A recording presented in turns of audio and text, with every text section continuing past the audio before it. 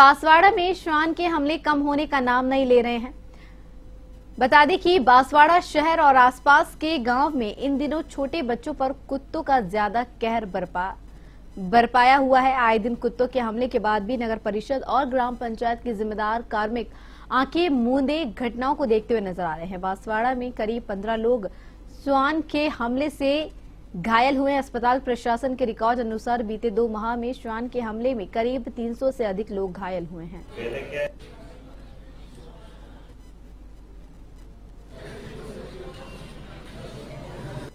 ज्यादातर तो बच्चे को शिकार कर रहे हैं कुत्ते, और दिन में करीब 15 से 20 नए मरीज आ जाते हैं। और आज कितने लोग लगभग आए?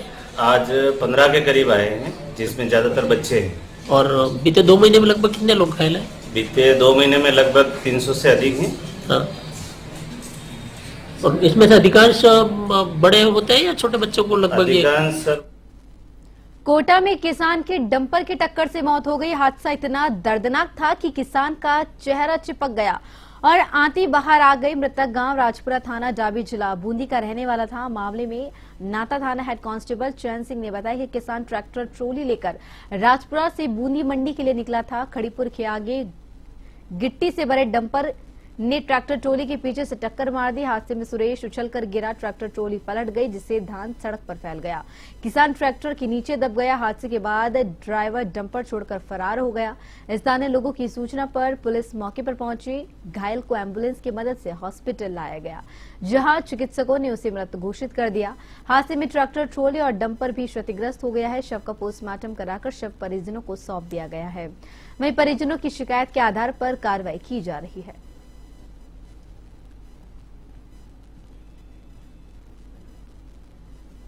पड़ोसी देश बांग्लादेश में अल्पसंख्यक हिंदुओं पर हो रहे अत्याचार के विरोध में देश भर में आंदोलन जारी है।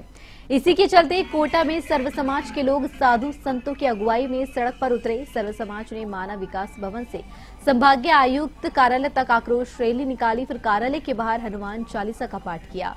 सर्व समाज ने राष्ट्रपति के नाम संभागीय आयुक्त कार्यालय में ज्ञापन सौंपा है, जिसमें लोगों ने अल्पसंख्यक हिंदुओं पर हो रहे अत्याचारों पर रोक लगाने की मांग की है। बजरंग दल प्रांत संयोजक योगेश रेनवाल का कहना है कि कुछ महीने से बांग्लादेश में अल्पसंख्यक हिंदुओं पर अत्याचार किया जा रहा है। कॉलेज और स्कूली छात्रों को टोपी लगाने और छात्राओं को हिजाब पहनने के लिए मजबूर किया जा रहा है। इन्हें इस्लाम कबूल करने के लिए कहा जा रहा है। अल्पसंख्यक हिंदुओं के मंदिरों में तोड़फोड़ की जा रही है। साथ ही लोगों ने मांग की है कि हिंदुओं पर हो रहे अत्याचारों को रोकने के लिए भारत सरकार को कड़े कदम उठाने चाहिए।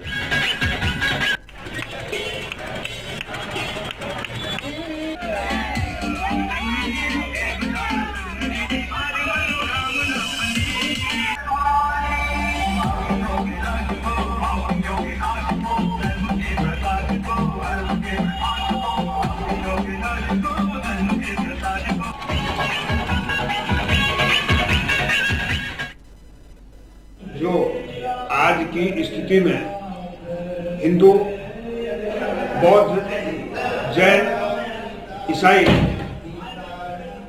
इन सभी लोगों को पशुओं की तरह काटा जा रहा है।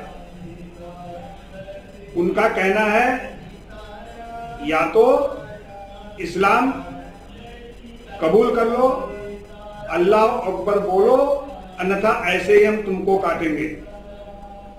सारे मंदिरों को, मठों को, चर्चों को, गुरुद्वारों को जलाया जा रहा है और विश्व का जो मानव अधिकार आयोग है चुपचाप बैठा हुआ है। देखिए, संपूर्ण विश्व को ध्यान में है बांग्लादेश में जिस प्रकार से हिंदू समाज और अन्य अल्पसंख्यकों के ऊपर इस्लामिक जिहादी कट्टरपंथियों द्वारा दारुल हर्ब से दारुल इस्लाम बनाने का जो षड्यंत्र चल रहा है, जो हिंसात्मक वातावरण चल रहा है, वहाँ पर जैन मंदिर हो, चाहे बौद्ध मंदिर हो, चाहे झालावाड़ के गंगदार उपखंड क्षेत्र में बिजनिया और कोलवा ग्राम में मुख्य मार्ग पर 4 साल से कीचड़ जमा है, जिसके चलते स्कूली बच्चों और राहगीर आए दिन चोटिल हो रहे हैं। लेकिन ग्राम पंचायत और पीडब्ल्यूडी विभाग इस ओर कोई ध्यान नहीं दे रहा है। सरकार स्वच्छता को लेकर अभियान चला रही है और लाखों का बजट भी दे रही है, लेकिन फिर भी ग्राम पंचायत की लापरवाही सामने आ रही है। वहीं स्थानीय लोगों ने बताया कि कई बार ग्राम पंचायत को अवगत करा चुके हैं, लेकिन ग्राम पंचायत बार बार पीडब्ल्यूडी विभाग का बहाना बनाकर परेशानी पर ध्यान नहीं दे रहा है।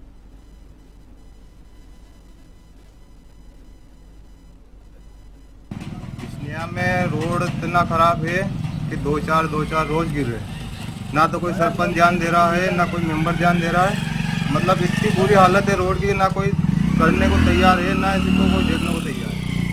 इतनी बड़ी समस्या आ रही कि हद से ज़्यादा। ना तो सरपंच ध्यान दे रहा है, सरपंच दिन में 2 बार तो यहाँ निकलता है, ना तो वो काम कराता है, ना यहाँ का कोई मेंबर ध्यान। झालावाड़ के डग थाना क्षेत्र के लुहारिया गांव में हाई टेंशन लाइन की चपेट में आने से पशु चारा और ट्रॉली जलकर खाक हो गए। आपको बता दें, लुहारिया निवासी पीरू सिंह पुत्र राम सिंह की ट्रॉली पशु चारा लेकर आ रही थी, तभी गांव में रामदेव मंदिर के पास ट्रॉली हाई टेंशन लाइन की चपेट में आ गई और देखते ही देखते पशु चारा और ट्रॉली जल गई। गनीमत रहे कि कोई जनहानि नहीं हुई है। ग्रामीणों ने हाई टेंशन लाइन ऊपर विस्थापित करने की मांग की है ताकि भविष्य में इस प्रकार की घटनाओं पर विराम लग सके।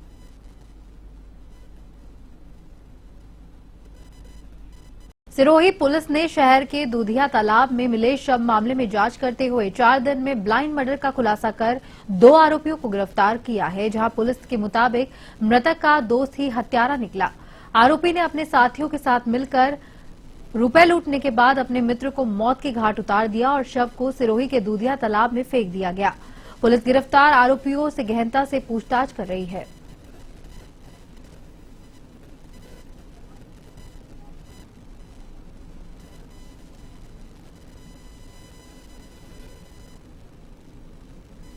बॉडी अर्ली मॉर्निंग में अपने इसमें दुधेश्वर तालाब में मिली थी। जो मृतक था बाद में उसका आइडेंटिफिकेशन हुआ, रंजीत नाम का एक व्यक्ति था जिसकी बॉडी थी। और एक जो इंजरी थी जो इसके बोर्ड से जो उसका पोस्टमार्टम हुआ, वो जो इंजरी थी उससे डाउट क्रिएट हुआ कि ये कोई ना कोई चोट इसके साथ मारी गई। और फिर उसी के ऊपर इन्वेस्टिगेशन करते हुए एक विजय नाम का लड़का रहता था और चूंकि इसने अपना मकान बेचा था, इसके पास पैसे थे और ठीक है विजय के साथ ही इसने एटीएम में जाके इसने पैसे निकाले। ये शराब भी उसी के साथ पीता था और विजय ने अपने किसी 2 दोस्तों को फोन करके और इससे वो पैसे लूटे और इसने फिर विजय को बोला कि मेरे को पता है कि ये वारदात तूने करवाई है। फिर उन्होंने अपने दोनों साथियों और एक जो इसकी विजय की जो सो कॉल्ड वाइफ है उनके साथ मिलके ये इसको यहाँ लेके शराब इन्होंने पी हुई थी और एक पत्थर से उसके सिर के पीछे चोट मार के उसको दूधिया तालाब में। बयाना कस्बे से निकल रहे भरतपुर बयाना वेर स्टेट हाईवे पर RSRDC की ओर से जगह जगह पर टोल नाके लगाकर पूरी टोल वसूली के बावजूद भी इस स्टेट हाईवे के हाल बेहाल बने हुए हैं। बयाना के भीमनगर तिराहे से कुंडा तिराहे तक तो इस स्टेट हाईवे के हाल इतने अधिक बदतर है कि वहां होकर ना तो पैदल और ना ही वाहन चालक सुरक्षित निकल सकते हैं, लेकिन जिम्मेदार अधिकारी इस मामले में कोई कार्रवाई नहीं कर रहे हैं।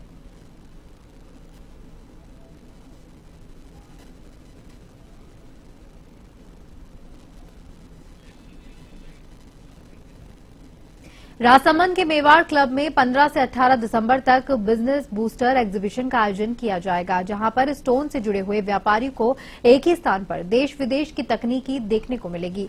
जहां पर स्टॉल हेल्पलाइन, जहां कॉरपोरेशन की ओर से देश के तीसरे बड़े stone and technology exhibition storm in India 4 का आयोजन किया जा रहा है, जहां एशिया के सबसे बड़े स्टोन बाजार राजसमंद में होने जा रहा है। आपको बता दें कि इससे पहले राजसमंद में 2 बार और उदयपुर में 1 बार स्टॉम इन इंडिया का सफलतम आयोजन किया जा चुका है, जिसमें संपूर्ण भारत से हजारों विजिटर्स ने शिरकत की। 18 दिसंबर को मेवाड़ क्लब में आयोजित होने वाला है। ये हमारा 3 आयोजन होने के बाद में ये 4था आयोजन और हमें पूरी विश्वास है कि इस इंडस्ट्री को इस स्टोन इन इंडिया से जो एग्जीबिशन है स्टोन से और टेक्नोलॉजी से रिलेटेड है बहुत बेनिफिट होगा। और इस बार जो ये जो एग्जीबिशन है पहले भी 3 एग्जीबिशन से ये हुई है और इसके अंदर एग्जीबिटर्स जो बहुत सी बड़ी बड़ी कंपनीज, नामी कंपनीज है इंडिया की, वो इसमें आ रही है और हमें पूरा विश्वास है कि यहाँ पे व्यापार अच्छा मिलेगा, विजिटर्स को बहुत ज़्यादा। भरतपुर में एक दिवसीय दौरे पर आए किसान आयोग के अध्यक्ष सीआर चौधरी ने कृषि से संबंधित विभागों की बैठक लेकर विभागीय प्रगति की समीक्षा की। बैठक में कृषि विभाग के संयुक्त निदेशक रमेश महावर, अतिरिक्त निदेशक देशराज सिंह, भाजपा के जिला अध्यक्ष मनोज भारद्वाज सहित अन्य अधिकारी मौजूद रहे। इस मौके पर सीआर चौधरी ने कहा कि सरकार इस दिशा में कार्य कर रही है।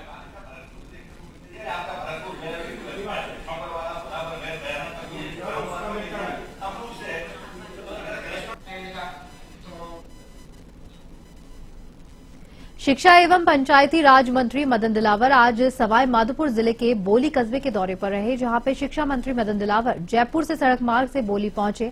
रास्ते में जगह जगह पर भाजपा कार्यकर्ता और ग्रामीणों ने शिक्षा मंत्री का जोरदार स्वागत किया।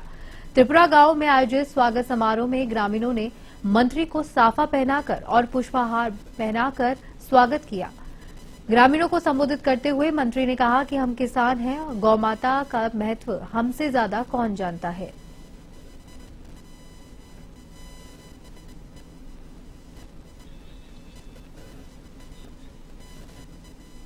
टॉक में चोरों के हौसले बुलंद हैं। चोर सूने मकान को निशाना बना रहे हैं। ऐसा ही एक मामला टॉक की कोतवाली थाना क्षेत्र के कुम्हारों की चौक पर देखने को मिला, जहां पर चोरों ने एक सूने घर के ताले तोड़कर वहां रखी हुई 1 लाख की नकदी समेत सोने चांदी के जेवरात चुरा लिए।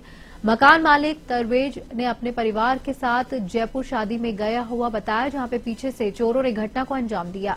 मकान मालिक को वापस लौटने पर घटना की जानकारी लगी, जहां पुलिस को सूचना दी गई। पुलिस चोरों की तलाश कर रही है।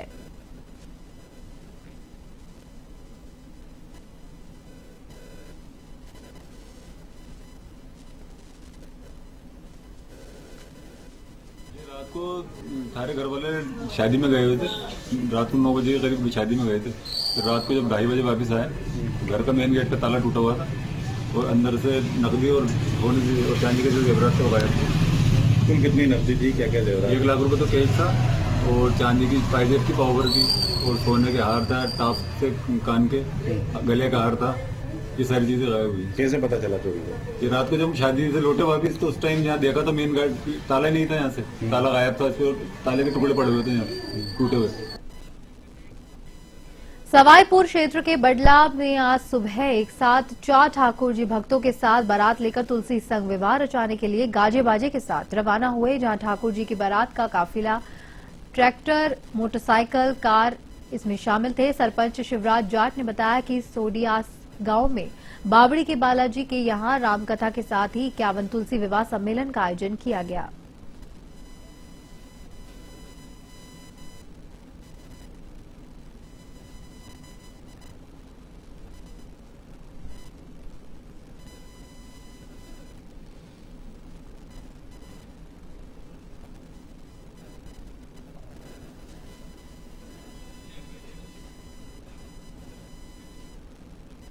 सरहदी जिले जैसलमेर में गृह रक्षा बल का 62वां स्थापना दिवस मनाया गया, जहां कमांडेंट प्रदीप कुमार सेठी के नेतृत्व में इस कार्यक्रम का आयोजन हुआ। जिला कलेक्टर प्रताप सिंह ने सीमा गृह रक्षा जैसलमेर परिसर में ध्वजारोहण किया। इसके बाद में जवानों द्वारा ध्वज को सलामी दी गई। कमांडेंट प्रदीप कुमार सेठी द्वारा मुख्य अतिथि जिला कलेक्टर का साफा पहनाकर स्वागत किया गया।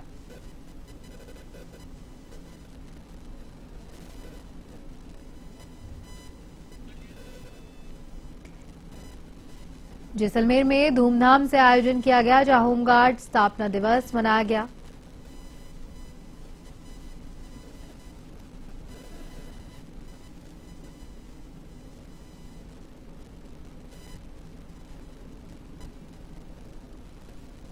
स्थापना दिवस नागरिक शिक्षा एवं गृह रक्षा संगठन का मनाने जा रहे थे और इस कार्यक्रम के अंतर्गत श्रीमान जिला कलेक्टर महोदय श्री प्रताप सिंह नाथावत के शुभ हाथों से ध्वजारोहण का कार्यक्रम किया गया एवं श्रीमान ने अपने शुभ आशीष वचनों से फौज को भरतपुर जिले में चोरों के हौसले इस कदर बुलंद है कि अब बैंकों को भी नहीं छोड़ रहे हैं। कस्बा भूसावर में स्थित मुख्य बस स्टैंड हिंडौन सड़क मार्ग पर संचालित सेंट्रल कोऑपरेटिव बैंक लिमिटेड का अज्ञात चोरों ने दावा बोल दिया, जहां पर तिजोरी को काटकर करीबन 9,16,000 की नकदी को पार कर ले गए।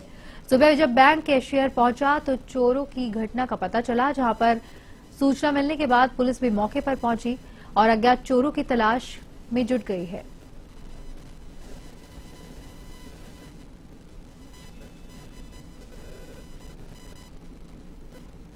चोरों ने बैंक को लूटा, जहां सीसीटीवी में पूरा मामला कैद हो गया। कोऑपरेटिव बैंक को चोरों ने अपना निशाना बनाया, जहां सुबह कैशियर के पहुंचने पर चोर। और भरतपुर में उच्चती सामाजिक सेवा समिति की ओर से आगामी वर्ष में अप्रैल माह के बाद भारत टेस्ट शिक्षा एवं विज्ञान प्रतिभा टेस्ट का आयोजन किया जाएगा। इस प्रतिभा टेस्ट को लेकर प्रेस वार्ता में ज्योति जायसवाल ने बताया कि भारत शिक्षा एवं विज्ञान प्रतिभा टेस्ट का आयोजन हिंदी और अंग्रेजी दोनों माध्यम में कराया जाएगा, जिसमें परीक्षा को लेकर कक्षा 3 से 12वीं कक्षा के अलग अलग वर्ग बनाए गए हैं। विद्यार्थी अपनी कक्षा के अनुसार आवेदन कर सकता है। वहीं प्रत्येक वर्ग में प्रथम स्थान के लिए 11,000 रुपए, द्वितीय स्थान के लिए 5100 रुपए और तृतीय स्थान पर आने वाले परीक्षार्थी को 2100 रुपए के पुरस्कार से सम्मानित किया जाएगा। इस परीक्षा के प्रथम 200 परीक्षार्थियों को राज्य स्तरीय परीक्षा के लिए चयनित किया जाएगा। वहीं ड्रॉप आउट विद्यार्थी भी इस परीक्षा के लिए आवेदन कर सकेंगे। सेवा समिति की तरफ से IESTT एग्जाम्स कराया जा रहा है, जिसके आवेदन 15 नवंबर से प्रारंभ हो चुके हैं। जिसके आवेदन का जो स्थान है जैन क्लासेस सेठ कमर जामा मस्जिद पर आवेदन करे जा रहे हैं तथा अपने विद्यालय से विद्यार्थी अपना फॉर्म भर सकते हैं। आवेदन तीसरी क्लास से 12वीं क्लास तक के वर्ग की इस विद्यार्थियों के लिए किए गए हैं, जिनमें अलग अलग वर्गों में विद्यार्थियों को रखा गया है। स्पेशल साइंस के जो विद्यार्थी हैं वो नीट JEE की तैयारी करने वाले या जेट एग्जाम एग्रीकल्चर वाले जो बच्चे हैं वो भी इस फॉर्म को भर सकते हैं। इसमें पुरस्कार हमने रखा है प्रत्येक वर्ग में 11,000 पहला पुरस्कार है, दूसरा 5100 का है, तीसरा 2100 रुपये का है। परीक्षा बोर्ड एग्जाम्स के बाद होगी, यानी कि अप्रैल माह के बाद होगी, तो विद्यार्थी पेपर से ना चूके। अपनी तैयारी का समय पूरा 5-6 महीने का है। NCERT बेस्ड है। आपकी जो किताबें हम पढ़ रहे हैं उन्हीं किताबों में से एग्जाम होंगे। अपने अपने ग्रुप में ड्रॉप आउट स्टूडेंट्स भी इस परीक्षा को दे सकते हैं। आर्थिक स्थिति से कमजोर जो वर्ग के छात्र हैं उनको फ्री ऑफ कॉस्ट फॉर्म भरा जाएगा।